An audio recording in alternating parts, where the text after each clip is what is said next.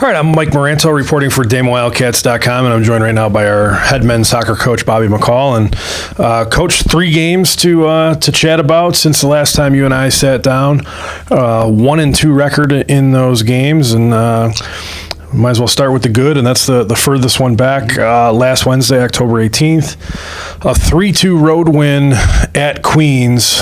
You get big goal from Noah Keem in overtime to pick up the win. So what was the mindset? What did you see coming out of that game? Yeah, I mean, it was definitely a good win for us. Only our second conference win of the season, and, on the road too is always difficult. Queens is a difficult place to play, tight field, a little bit different conditions on the field, but I thought the guys handled it really well. It was just one of those games where there wasn't a lot of great soccer played by either team, but we just kind of had to dig in there and fight, behind twice, and kind of dug in and came back, and then we've lost one and won one in overtime prior to that, and I think the guys have kind of learned from the last one against Bridgeport. So it was nice to get the win, and I think just thoroughly deserved.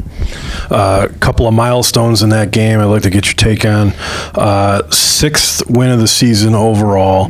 That's the most of the program's Division II era, one shy of the team record overall for an entire season.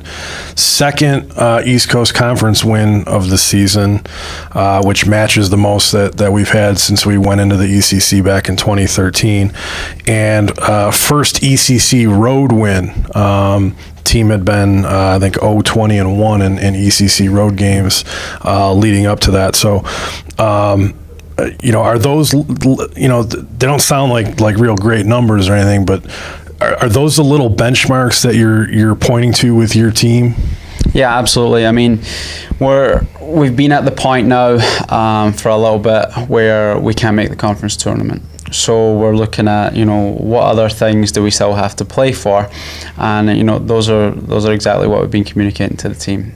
Trying to set those records. The guys are motivated. They want to be the best team that Damon Soccer's ever had. They want to do, with 22 freshmen, they want to accomplish a lot in their 4 years, and we would like to have accomplished more this year. But yeah, we're definitely reminding the guys of that. The win at Queens also just it gives us something to play for this weekend, because we know one more would tie that record that you were talking about for overall wins, and one more conference win would also kind of set a new record there. So yeah, we're just using it as motivation for the guys, and hopefully it will help motivate them for Saturday's game. Moving forward from the Queens game, you close out the home portion of your schedule against District of Columbia, a team that's regionally ranked. They are, right at the top of our conference standings. I think it's 2nd place right now.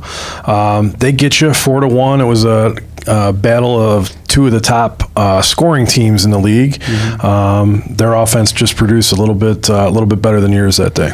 Yeah, it was a strange game for us in the first half. We didn't play particularly well, but again, the guys hung in there, and it was 0-0 at halftime. And you think, all right, we started to play a bit better towards the end of the half. Can we build on that? But we just kind of struggled second half. And to be fair, UDC are probably one of the best teams that we faced this year. Got a couple of guys in particular that are very dangerous, and they came up big for them in the second half. So interesting to see how they do in the playoffs, because they've come a long way under their coach just since last year. But disappointing game for us, but yeah, a good team. Yeah, Gabriel Torres for UDC, one of those guys. He's leading the league, I think, in goals, points, and assists. So anytime you put that trifecta together, he's a handful to deal with. And I do want to just point out on camera, UDC head coach Matt Thompson. I thought really, really classy move by him. Was your senior day ceremony. We honored your 4 seniors. He made it a point to go out of his way to shake their hands as they were coming off the field. So I just want to say thank you to Coach Thompson down at UDC for that. I thought it was a real classy gesture. Absolutely. Moving forward from that game, you guys played earlier this week, non-conference game on the road at Lake Erie. Tough 2-1 loss. 6th 1-goal loss of the season. So when you look at it from that standpoint, you guys are 4-6 in 1-goal games. Is that, in your eyes, is that encouraging or discouraging? Yeah, it's a bit of both. It's like, you know, compared to last season, it's encouraging. But when you get that close and you know that you're capable of winning some of those games, it's frustrating more than anything. So just trying to keep the right perspective. You know, we want to win those games. We're disappointed. We never are accepting losing games. But at the same time, the progress this team's made is kind of shown in how close our games are. And I've said it a lot, but I think it's going to be a learning curve for the guys, and they're going to come back a lot stronger for it. Yeah.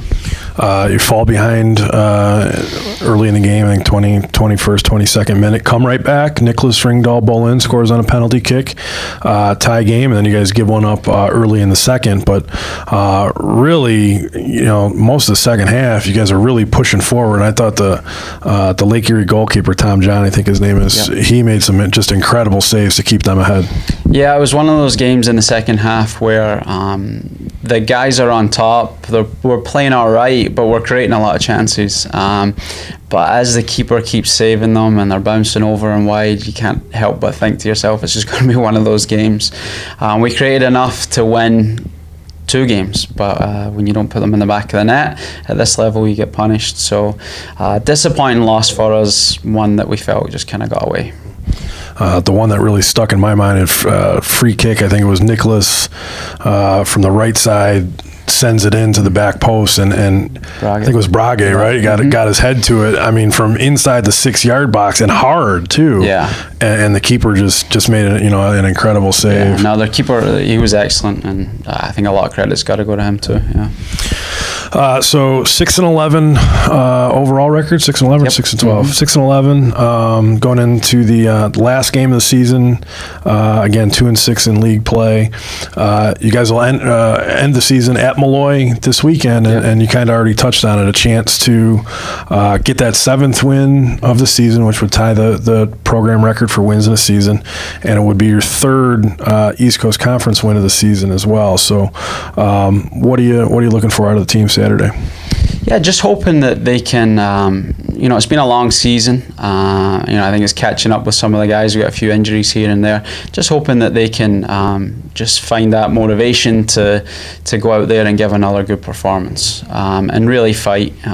You know, whether we win or not, obviously we're always going out there to win. We want to get that record, and that's the goal.